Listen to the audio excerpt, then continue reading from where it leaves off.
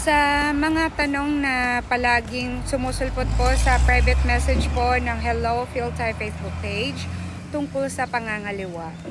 So, nakausap ko po ang isang tao na medyo parang expert ganun sa mga legal issues na ganito. Babala na lang din sa mga Pilipina or Pilipino.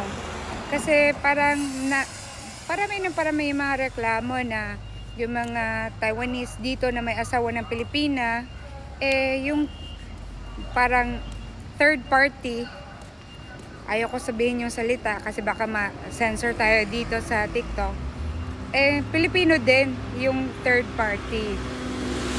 So, dito po, pwede pong magsampa ng kaso, okay? Pwede po kayong sampahan ng kaso, hindi po kayo pwedeng excuse sa ginagawa po ninyo. Kaya, kapag nakuhanan ng sapat na ebidensya, syempre, pwede kayong file ng kaso.